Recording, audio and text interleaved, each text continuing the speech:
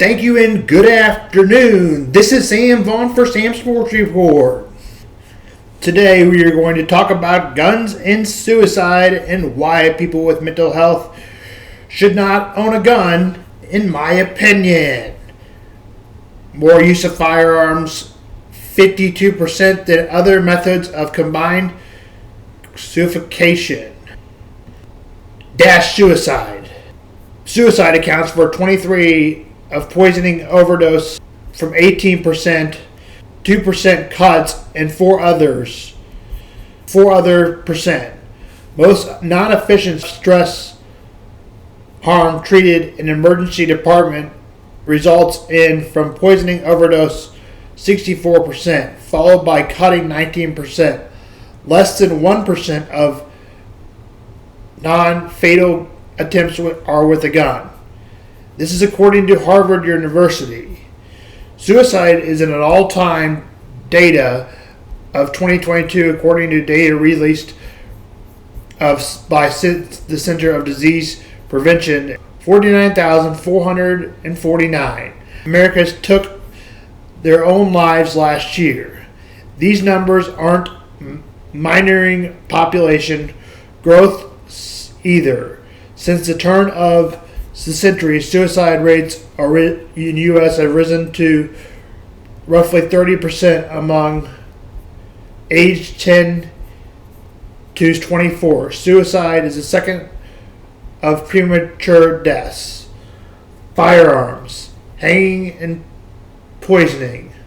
When Americans take their own lives, they primarily use one of 3 methods: firearms, hanging, or poisoning. About 9 in 10 men and women use of them. Last year's team, researchers primarily based of University of Texas, developed on suicide in the hopes of identifying trends that could lead to useful intervention to save lives. The research shows made use of the National Violent Death Reporting System, specifically looking at data on 94,454 adult suicide between 2017 and 2019. They found that 54% of men and 30% of women died from suicide using firearms.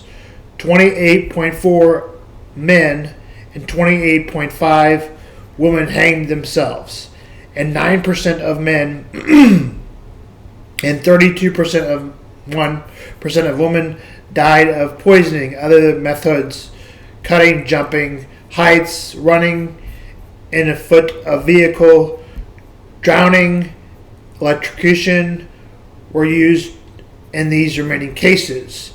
A prior student, firearms, hanging themselves, healthy self-harm, resulting in about 89.7 and 84.7 of the suicide attempts. Are poisoning only results death about 8% of time. When inhaling drug or liquid, and 56.6 firearms or inhaling gas. Firearms are impulsive. The research shows that deaths are higher in states with greater prevalence of gun ownership, i.e. Kansas, Missouri, specifically among people from southern U.S. and people with history of military, i.e. Georgia, Florida, and a lot of these states.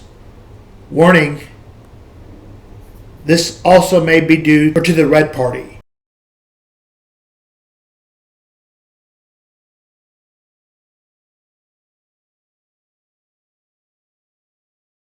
Firearm suicide also tend to be more impulsive than a victim. Believe it or not, with all these shootings going on, a lot of people with mental health disorders or mental illness will hurt themselves. Some, yes. Some, yes, will go to a place and have a mass shooting.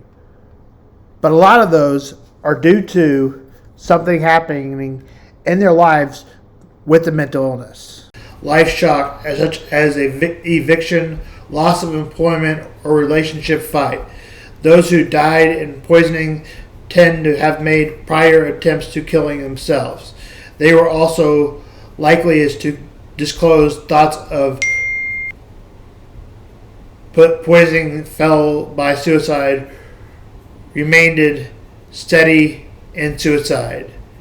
Two of the most that precede completed suicide attempts, physical health problems, particular for older adults or relationship. Roughly half of the people died of suicide, and substance use and disorder or mental health disorder. For public health strategies for intervention. For public health, based on finding research, ameliorate, make something better to make the thoughts go away. American suicide is the first reducing access of guns via mandatory writing periods, background checks, and safe storage methods can make it harder for suicidal individuals to kill themselves. Number one, lock up the gun because the laws aren't that good. Second, people access affordable mental health and substance abuse programs. Hopefully you have health insurance. Third is people with debilitating physical health problems, especially older adults, require access to appropriate health care and palliative. Palliative is a specialized medical care that focuses on providing relief from pain, other symptoms of serious illness.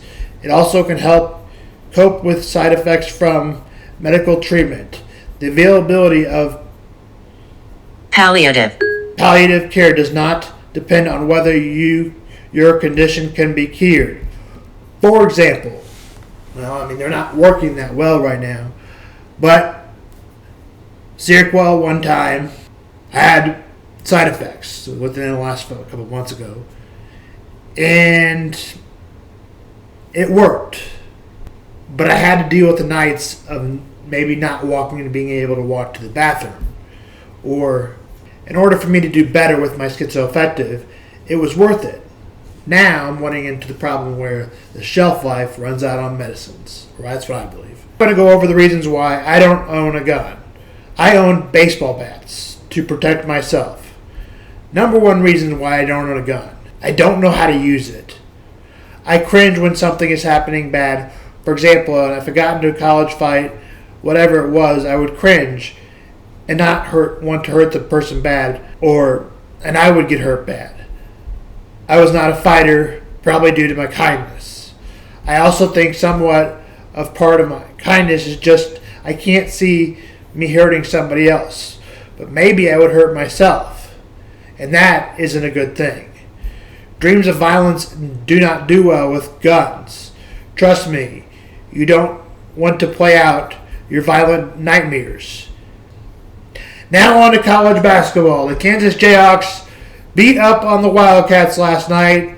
The Cats are going to have to win the tournament in all likelihood to make the NCAA tournament as they drop to 6-9.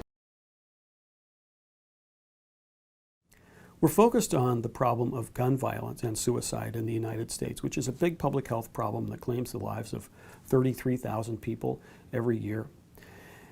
And there's a lot of focus on people with serious mental illnesses in discussions about gun violence prevention in this country.